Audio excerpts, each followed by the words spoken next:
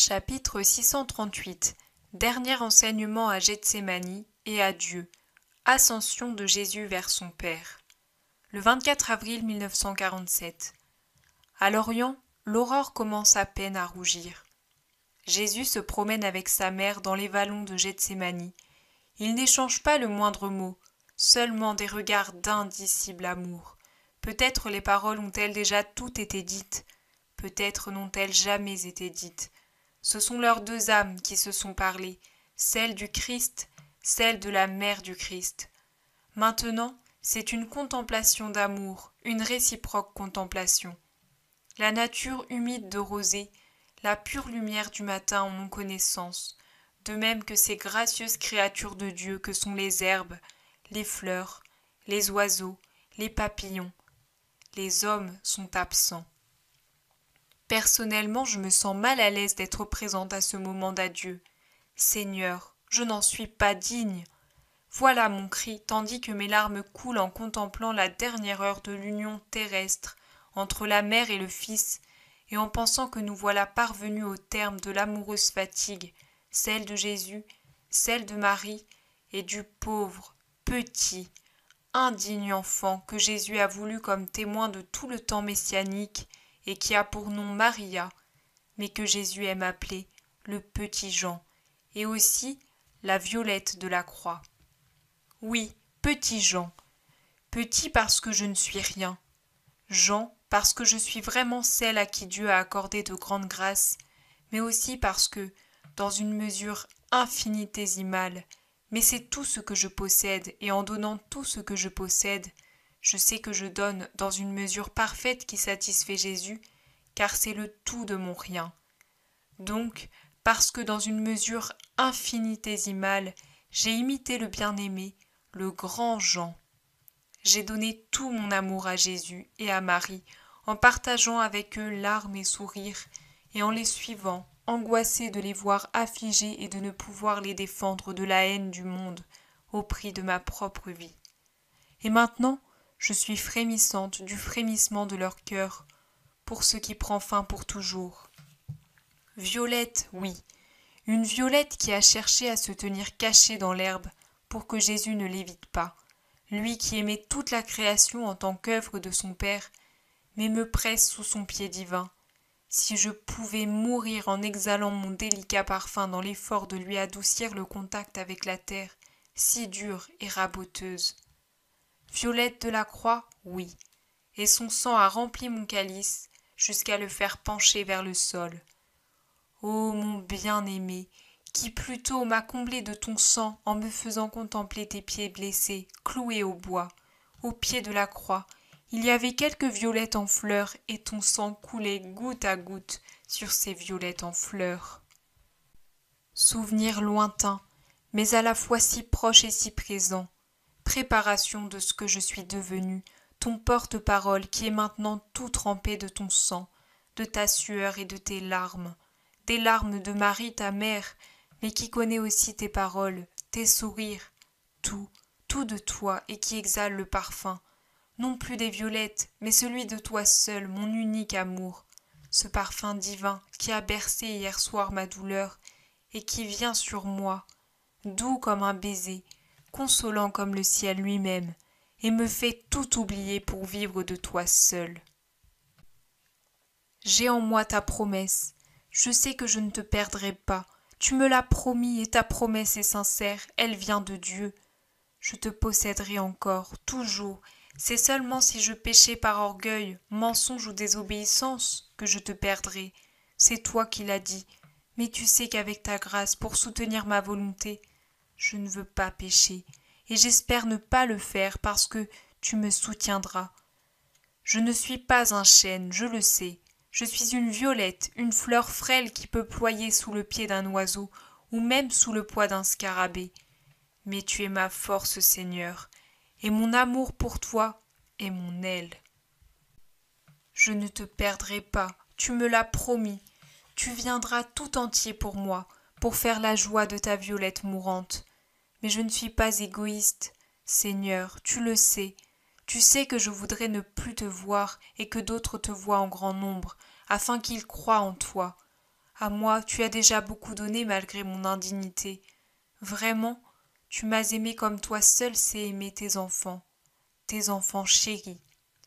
Je repense à la douceur de te voir, vivre, homme parmi les hommes, et je sais que je ne te verrai plus ainsi. Tout a été vu et dit. Je sais aussi que tu n'effaceras pas de ma pensée tes actions d'homme parmi les hommes, et que je n'aurai pas besoin de livres pour me souvenir de toi, tel que tu étais réellement. Il suffira que je regarde à l'intérieur de moi, où toute ta vie était inscrite en caractères indélébiles. Mais c'était doux, doux. Maintenant tu t'élèves, la terre te perd, Maria de la Croix te perd, Maître Sauveur. Tu resteras pour elle un Dieu très doux. Ce n'est plus du sang, mais un miel céleste que tu verseras dans le calice violacé de ta violette. Je pleure. J'ai été ta disciple, en même temps que les autres, sur les chemins de montagne, dans les sentiers des forêts, ou sur les voies arides, poussiéreuses de la plaine, sur le lac, comme près du beau fleuve de ta patrie.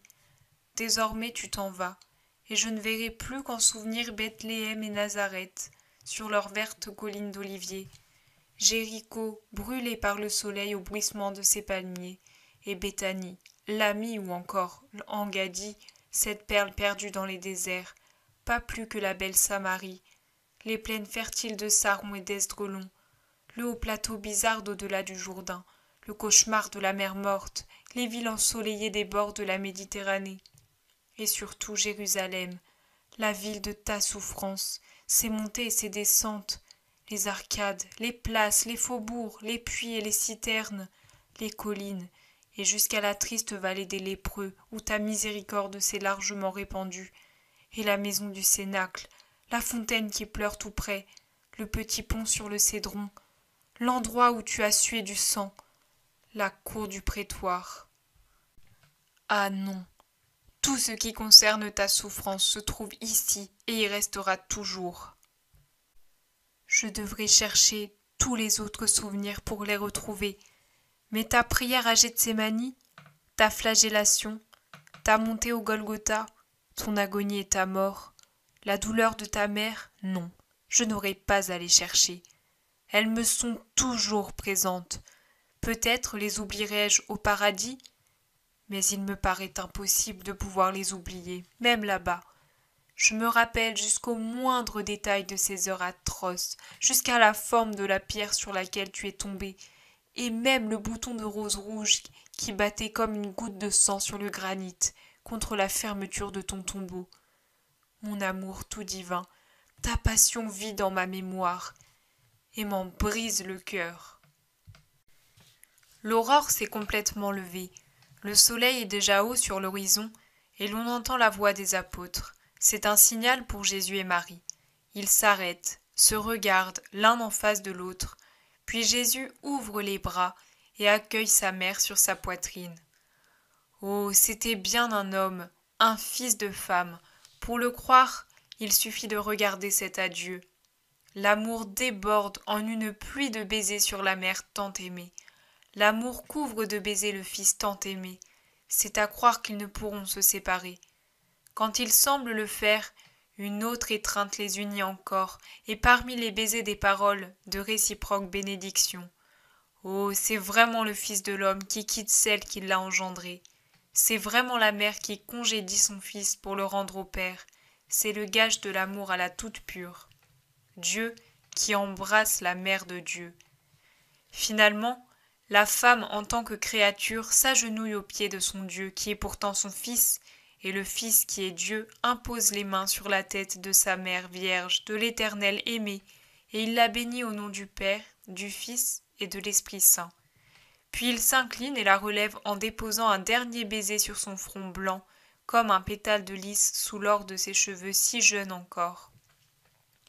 Ils repartent vers la maison, et personne, en voyant la paix avec laquelle ils avancent l'un à côté de l'autre, ne penserait au flot d'amour qui les a dominés un peu plus tôt. Mais comme cet adieu est loin de la tristesse des autres adieux, désormais dépassée, et du déchirement de l'adieu de la mère à son fils mort qu'elle devait laisser seul au tombeau. Cette fois, Même si les yeux brillent des larmes naturelles d'une personne sur le point de se séparer de l'être aimé, les lèvres sourient à la joie de savoir que cet aimé va dans la demeure qui convient à sa gloire. Seigneur, tous ceux que tu avais dit à ta mère vouloir bénir aujourd'hui sont là dehors, entre le mont et Béthanie, signale Pierre. C'est bien, nous irons les trouver, mais venez d'abord, je veux partager encore une fois le pain avec vous. Ils entrent dans la pièce où 10 jours plus tôt se trouvaient les femmes pour la scène du 14e jour du second mois. Marie accompagne Jésus jusque-là, puis elle se retire. Il reste Jésus et les 11. Sur la table sont disposées de la viande rôtie, des fromages et des olives noires, une petite amphore de vin et une d'eau, plus grande ainsi que de larges pains. C'est une table simple, sans l'apparat de quelques cérémonies de luxe, mais uniquement parce qu'il faut bien que l'on mange. Jésus offre et fait les parts. Il se tient au milieu entre Pierre et Jacques, fils d'Alphée. C'est lui qui les a appelés à ses places. Jean, Jude et Jacques se trouvent en face de lui. Thomas, Philippe, Matthieu sont d'un côté, André, Barthélemy, le zélote de l'autre. Ainsi tous peuvent voir leur Jésus. Le repas est bref, silencieux. Les apôtres arrivés au dernier jour de proximité avec Jésus, et malgré les apparitions successives, collectives ou individuelles, à partir de la résurrection, toutes pleines d'amour, n'ont jamais perdu cette retenue et cette vénération qui ont caractérisé leur rencontre avec Jésus ressuscité. Une fois le repas fini, Jésus ouvre les mains au-dessus de la table en faisant son geste habituel devant un fait inéluctable, et il dit « Voici venue l'heure où je dois vous quitter pour retourner vers mon Père. Écoutez les dernières paroles de votre Maître. Ne vous éloignez pas de Jérusalem ces jours-ci. Lazare à qui j'ai parlé a veillé une fois encore à réaliser les désirs de son maître. Il vous cède la maison de la dernière scène, pour que vous ayez une demeure où réunir l'assemblée et vous recueillir en prière. Restez à l'intérieur pendant ces jours et priez avec assiduité pour vous préparer à la venue de l'Esprit Saint, qui vous perfectionnera pour votre mission. Rappelez-vous que moi, qui pourtant suis Dieu, je m'étais préparé par une sévère pénitence à mon ministère d'évangélisateur. Ce sera toujours plus facile et plus court pour vous. Je n'exige rien d'autre de vous. Il me suffit que vous priez assidûment, en union avec les 72 disciples et sous la conduite de ma mère, que je vous recommande avec l'empressement d'un fils. Elle sera pour vous une mère et une maîtresse d'amour et de sagesse parfaite. J'aurais pu vous envoyer ailleurs pour vous préparer à recevoir l'Esprit Saint, mais je tiens à ce que vous restiez ici, car c'est Jérusalem négatrice qui doit s'étonner de voir se continuer les prodiges divins accomplis pour répondre à ces réfutations. Plus tard, l'Esprit Saint vous fera comprendre la nécessité que l'Église surgisse précisément dans cette ville qui, d'un point de vue humain, est la plus indigne de la posséder. Mais Jérusalem, c'est toujours Jérusalem, même si le péché y est à son comble, et si c'est ici qu'a eu lieu le déicide. Cela ne lui servira à rien. Elle est condamnée. Mais si elle est condamnée, tous ses habitants ne le sont pas. Restez ici, pour les rares justes qui s'y trouvent. Restez-y parce que c'est la cité royale et la cité du temple. Comme les prophètes l'ont prédit ici, où le roi Messie a été oint et acclamé, et où il s'est levé, c'est à Jérusalem que doit commencer son règne sur le monde, et c'est ici encore où la synagogue a reçu de Dieu le libelle de répudiation à cause de ses crimes trop horribles, que doit surgir le temple nouveau, vers lequel accourront toutes les nations. Relisez les prophètes, ils ont tout prédit. Ma mère d'abord, puis l'Esprit Paraclet, vous feront comprendre les paroles des prophètes pour cette époque. Restez-y jusqu'au moment où Jérusalem vous répudiera, comme elle m'a répudié, et haïra mon Église comme elle m'a haï, en fomentant de noirs desseins pour l'exterminer. Alors portez ailleurs le siège de cette Église que j'aime, car elle ne doit pas périr. Je vous le répète, l'enfer même ne prévaudra pas sur elle, mais si Dieu vous assure de sa protection, ne tentez pas le ciel en exigeant tout du ciel. Allez en Éphraïm, comme votre maître y est allé, parce que ce n'était pas l'heure pour lui d'être pris par ses ennemis. Sous ce nom d'Éphraïm, j'entends une terre d'idoles et de païens. Mais ce ne sera pas Éphraïm de Palestine que vous devez choisir comme siège de mon Église. Rappelez-vous combien de fois je vous ai parlé de cela, à vous tous ou à l'un de vous en particulier. Et je vous ai prédit qu'il vous faudrait fouler les routes de la terre pour arriver à son cœur et fixer là mon Église. C'est du cœur de l'homme que le sang se diffuse dans tous les membres. C'est du cœur du monde que le christianisme doit se propager sur toute la terre. Pour l'heure, mon Église est semblable à une créature déjà conçue, mais qui se forme encore dans la matrice. Jérusalem est cette matrice. Son cœur encore menu répand ses petites ondes de sang aux membres peu nombreux de l'Église naissante. Mais une fois arrivée, l'heure marquée par Dieu, la matrice marâtre expulsera la créature qui s'est formée en son sein. Celle-ci partira vers une terre nouvelle, où elle grandira pour devenir un grand corps qui s'étendra sur toute la terre, et les battements du cœur de l'Église devenus forts se propageront dans tout son grand corps. Le cœur de l'Église, affranchi de tout lien avec le temple, éternelle et victorieuse sur les ruines du temple détruit, battra au cœur du monde pour dire aux Juifs comme aux païens que Dieu seul triomphe et veut ce qu'il veut, et que ni la haine des hommes, ni les troupes d'idoles n'arrêtent sa volonté. Mais cela viendra par la suite, et en ce temps-là vous saurez quoi faire. L'Esprit de Dieu vous conduira. Ne craignez pas. Pour le moment, réunissez à Jérusalem la première assemblée de fidèles, puis d'autres assemblées se formeront à mesure que leur nombre grandira. En vérité, je vous dis que les habitants de mon royaume se multiplieront comme des semences jetées dans une excellente terre. Mon peuple se propagera par toute la terre. Le Seigneur dit au Seigneur, « Parce que tu as fait cela, parce que tu ne m'as pas refusé ton Fils, ton unique, je te comblerai de bénédictions, je rendrai ta descendance aussi nombreuse que les étoiles du ciel et que le sable au bord de la mer, et ta descendance occupera les places fortes de ses ennemis. Puisque tu as écouté ma voix, toutes les nations de la terre s'adresseront l'une à l'autre la bénédiction par le nom de ta descendance. Bénédiction est mon nom, mon signe est ma loi, là où ils sont reconnus souverains. L'Esprit Saint, le sanctificateur, va venir et vous en serez remplis. Faites en sorte d'être purs comme tout ce qui doit approcher le Seigneur. J'étais Seigneur moi aussi, comme lui. Mais sur ma divinité, j'avais endossé un vêtement pour pouvoir être parmi vous, et non seulement pour vous instruire et vous racheter par les organes et le sang de ce vêtement, mais aussi pour porter le Saint des saints parmi les hommes, sans qu'il soit inconvenant que tout homme, même impur, puisse poser les yeux sur celui que craignent de contempler les séraphins.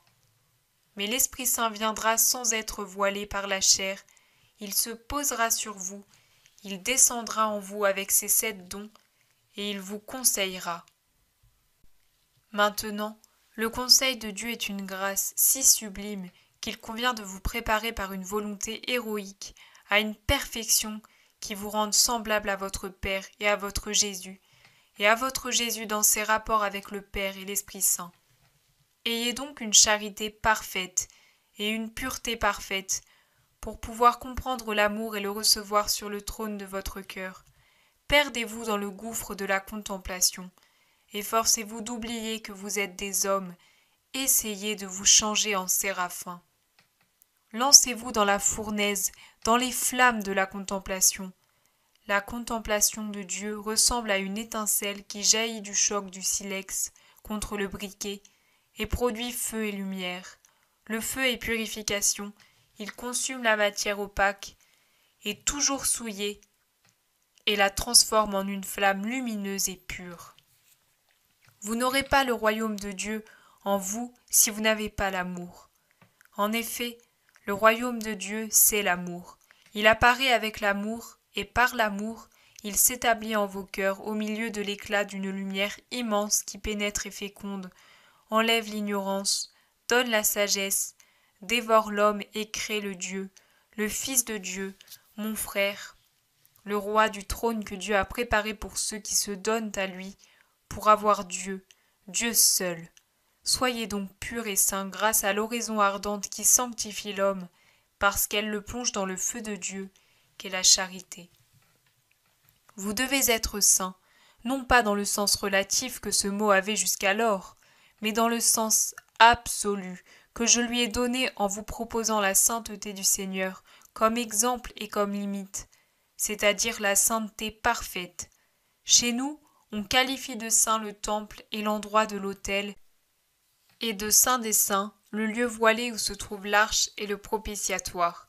Mais je vous dis en vérité que ceux qui possèdent la grâce et vivent saintement par amour pour le Seigneur sont plus saints que le saint des saints, parce que Dieu ne se pose pas seulement sur eux, comme sur le propitiatoire qui est dans le temple pour transmettre ses ordres, mais il habite en eux pour leur donner son amour. Vous rappelez-vous mes paroles de la dernière scène? Je vous avais alors promis l'Esprit Saint. Il est sur le point de venir vous baptiser, non plus avec l'eau comme Jean l'a fait avec vous pour vous préparer à moi, mais avec le feu, pour vous préparer à servir le Seigneur comme il le veut. Dans quelques jours, il sera ici. Après sa venue, vos capacités vont croître sans mesure, et vous serez capable de comprendre les paroles de votre roi, et de faire les œuvres qu'il vous a demandé d'accomplir pour étendre son royaume sur la terre. Après la venue de l'Esprit Saint, vas-tu donc reconstruire le royaume d'Israël? Demande-t-il en l'interrompant. Il n'y aura plus de royaume d'Israël, mais mon royaume, et il s'accomplira quand mon Père l'a décidé. Il ne vous appartient pas de connaître les temps et les moments que le Père s'est réservés en son pouvoir. Mais vous, en attendant, vous recevrez la force de l'Esprit Saint, qui viendra sur vous, et vous serez mes témoins à Jérusalem, en Judée, en Samarie et jusqu'aux confins de la terre, en fondant des assemblées là où des hommes sont réunis en mon nom, en baptisant les gens au nom du très saint du Père, du Fils et de l'Esprit Saint. Comme je vous l'ai dit, pour qu'ils aient la grâce et vivent dans le Seigneur en prêchant l'Évangile à toutes les créatures, en enseignant ce que je vous ai enseigné, en faisant ce que je vous ai commandé, et moi, je serai avec vous tous les jours, jusqu'à la fin du monde. Et je veux encore ceci. Ce sera Jacques, mon frère, qui présidera l'assemblée de Jérusalem. Pierre, comme chef de toute l'Église, devra souvent entreprendre des voyages apostoliques, parce que tous les néophytes désireront connaître le pontife, chef suprême de l'Église, mais l'ascendant de mon frère sur les fidèles de cette première Église sera grand. Les hommes sont toujours des hommes, et ils voient en hommes. Il leur semblera que Jacques prend ma suite uniquement parce qu'il est mon frère. En vérité, je vous dis qu'il est plus grand et semblable au Christ par sa sagesse que par sa parenté. Mais c'est ainsi.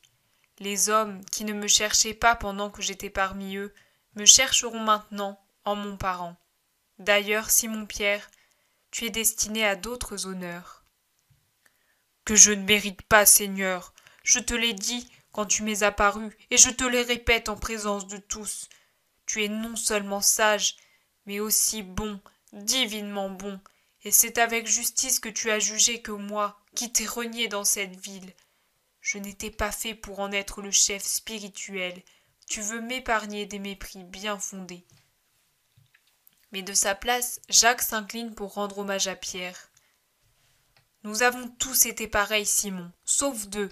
Moi aussi j'ai fui. Ce n'est pas à cause de cela, mais à cause des raisons qu'il a données que le Seigneur m'a destiné à cette place. Mais tu es mon chef, Simon, fils de Jonas.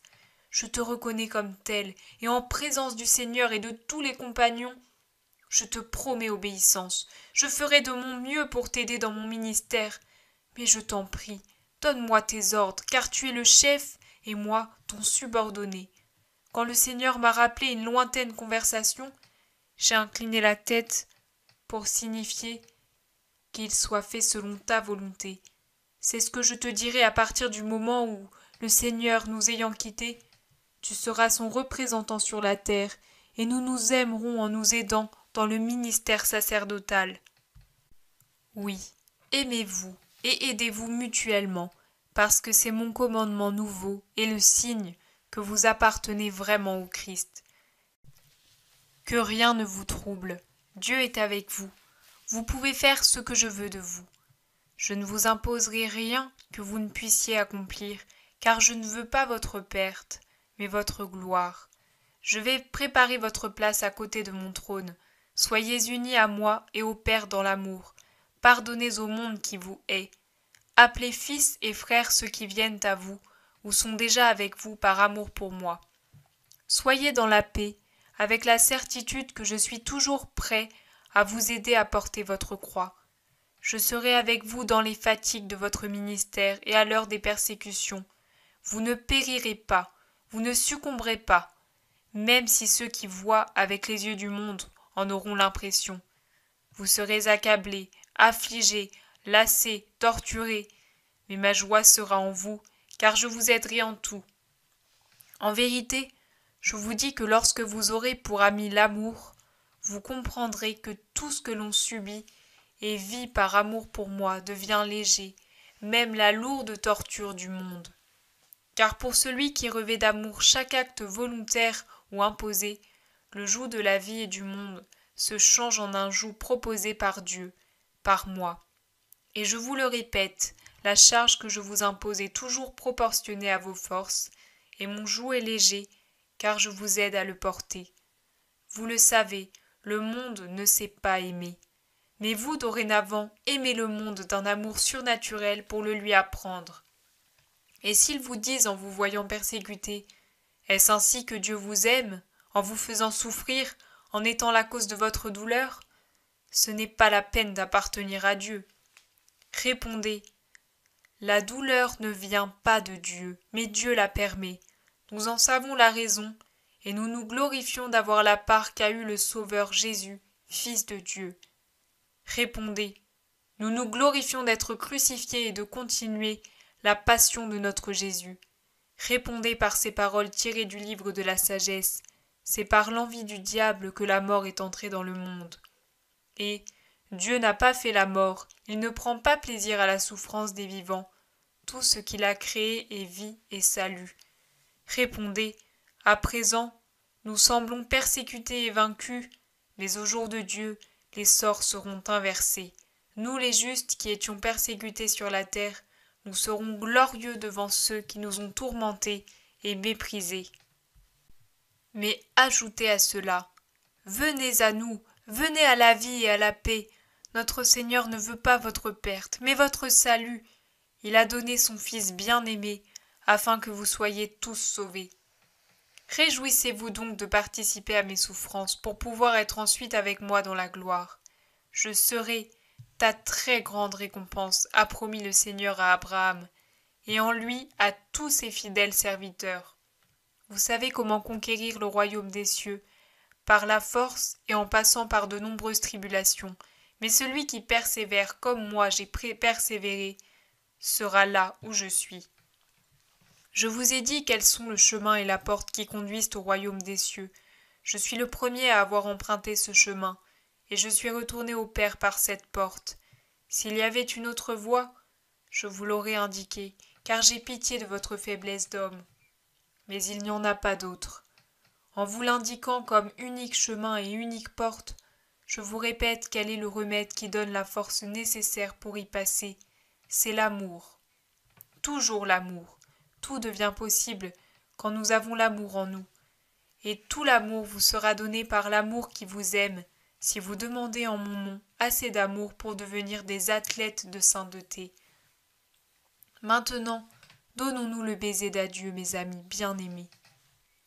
Ils se lèvent pour les embrasser, tous l'imitent. Mais alors que Jésus a un sourire paisible d'une beauté vraiment divine, eux pleurent, ils sont tous troublés. Jean, secoué par des sanglots qui lui rompent la poitrine tant ils sont déchirants, s'abandonne sur la poitrine de Jésus. Voyant le désir de tous, il demande en leur nom. « Donne-nous au moins ton pain pour qu'il nous fortifie à cette heure. »« Qu'il en soit ainsi, » lui répond Jésus. Prenant un pain, il le partage en morceaux après l'avoir offert et béni, en disant les paroles rituelles. Il fait la même chose avec le vin en répétant ensuite « Faites ceci en mémoire de moi ». Mais il ajoute « Qui vous ai laissé ce gage de mon amour pour être encore et toujours avec vous, jusqu'à ce que vous soyez avec moi au ciel. » Il les bénit et dit « Maintenant partons. » Ils sortent de la pièce, de la maison. Jonas, Marie, son épouse et Marc, leur fils, sont là dehors, et ils s'agenouillent pour adorer Jésus. « Que la paix soit avec vous, et que le Seigneur vous récompense pour tout ce que vous m'avez donné, » dit Jésus en guise de bénédiction. Marc se lève pour l'avertir. « Seigneur, les oliviers, le long du chemin de Béthanie, sont remplis de disciples qui t'attendent. Va leur demander de se diriger vers le champ des Galiléens. » Marc s'éloigne de toute la vitesse de ses jeunes jambes. « C'est donc que tous sont venus, » se disent les apôtres. Plus loin, assise entre Marziam et Marie, femme de Cléophas, se trouve la mère du Seigneur. Elle se lève en le voyant venir pour l'adorer de tous les battements de son cœur de mère et de fidèle. « Viens, mère, et toi aussi, Marie », les invite Jésus en les voyant arrêtés, cloués sur place par sa majesté qui resplendit comme au matin de la résurrection. Comme il ne veut pas qu'elles en soient accablées, il demande affablement à Marie, femme d'Alphée. « Tu es seule ?»« Les autres ont pris de l'avance. Elles sont avec les bergers, avec Lazare et toute sa famille. Mais elles nous ont laissés ici, nous, parce que... Oh Jésus, Jésus, Jésus, comment tiendrais-je sans te voir? Jésus béni, mon Dieu, moi qui t'ai aimé avant même ta naissance, moi qui ai tant pleuré à cause de toi, quand je ne savais pas où tu étais après le massacre, moi qui ai trouvé mon soleil dans ton sourire quand tu es revenu, et ai reçu tout bien de toi. Que de bienfaits tu m'as accordé. Maintenant, je deviens vraiment pauvre, veuve, seule. Tant que tu étais là, j'avais tout. Je croyais avoir tout connu de la souffrance ce soir-là. Mais la douleur elle-même, toute la douleur de ce jour m'avait hébétée et... Oui, elle était moins forte que maintenant. Du reste, tu devais ressusciter. Il me semblait ne pas le croire, mais je m'aperçois aujourd'hui que je le croyais, car je n'éprouvais pas ce que j'éprouve actuellement. Elle pleure et suffoque sous les sanglots. Ma bonne Marie, tu t'affliges vraiment comme un enfant qui croit que sa mère ne l'aime pas et l'a abandonnée parce qu'elle est allée en ville lui acheter des cadeaux qui feront sa joie. Un enfant qui ignore qu'elle sera bientôt de retour pour le couvrir de caresses et de présents. N'est-ce pas ce que je fais avec toi? Est-ce que je ne vais pas te préparer ta joie? Est-ce que je ne pars pas pour revenir te dire « Viens, ma bien-aimée parente et disciple, toi la mère de mes disciples bien-aimés? Est-ce que je ne te laisse pas mon amour? Je te fais le don de mon amour, Marie. Tu sais bien que je t'aime. Ne pleure pas ainsi, mais réjouis-toi, car tu ne me verras plus méprisée, épuisée, poursuivie et riche seulement de l'amour d'un petit nombre. Et avec mon amour, je te laisse ma mère. Jean sera son fils, mais toi, sois pour elle une bonne sœur comme toujours.